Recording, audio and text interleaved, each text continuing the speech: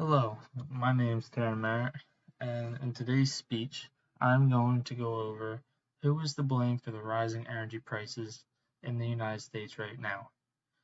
Now, I have my mother and my brother with me in the audience to listen to my speech, and we're really going to go over who is to blame for these rising energy prices, especially gas prices.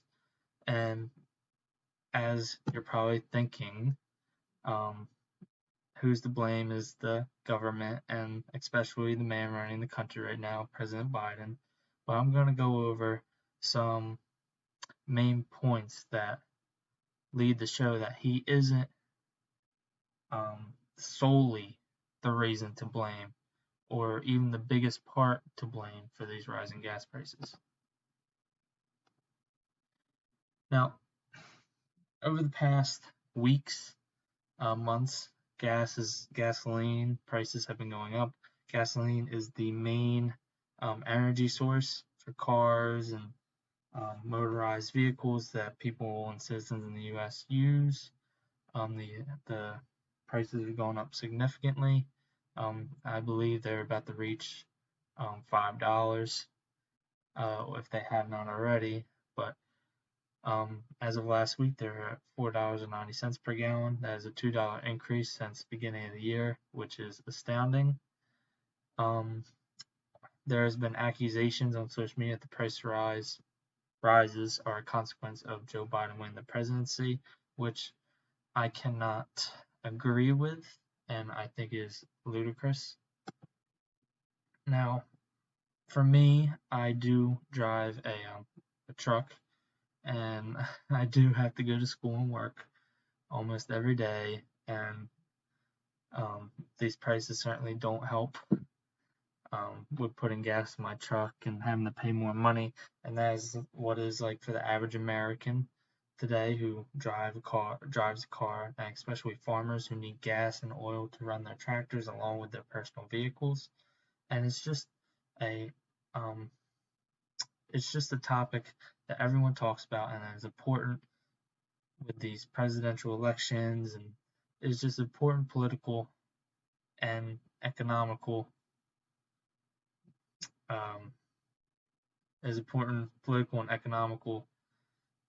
figure, I guess, number that helps out with these elections and how they're going to bring gas prices down and stuff like that. Now, I got most of my information from Forbes articles that I read on the presidential election and what they're doing to try and bring gas prices down. AAA gasoline, AAA has a statistics on national gas prices, oil prices, and stuff like that. Now, with my main points here, I'm going to go over why rising oil prices, loss of refining capacity, and just the summer months on how gas is higher and how that is really affecting these gas prices more so than the government and how the country is being run. Now, my first main point is rising oil prices. As most people know, as oil prices go up, gas prices go up. An example of this is the beginning of this year or last year when prices of oil per barrel was about $50, and then 2 months later went up to $60. This change brought gas prices up to $46 a gallon, and you can't really blame Biden on this one, since with the Ukrainian war and everything going on there with one of the biggest oil exports in the world, it's really hard to get cheap oil since Ukraine, we were reliant on Ukraine for oil, and it's kind of hard to blame him for the war that's going on over there. Now, my second main point is refining capacity. Now, crude oil can't be refined, then gasoline supplies will start to run low, and hence the supply will be lower, which raises the prices of gasoline since there's less of it. And the relevance to today is in the first 2 weeks of February in 2022, Texas was hit with I wouldn't say major winter storm, but it really impacted the refineries in Texas. It brought the capacities to 83% to 56%, which you can't really pin Mother Nature on Biden or the US government. Now, my third main point is just the transition to summer months.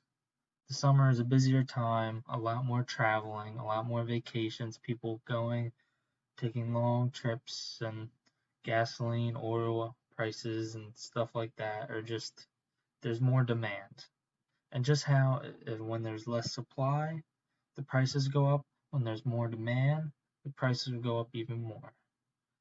And you can't really pin this on the government either, since these are normal people in their everyday lives trying to go on a family vacation and enjoy their summer.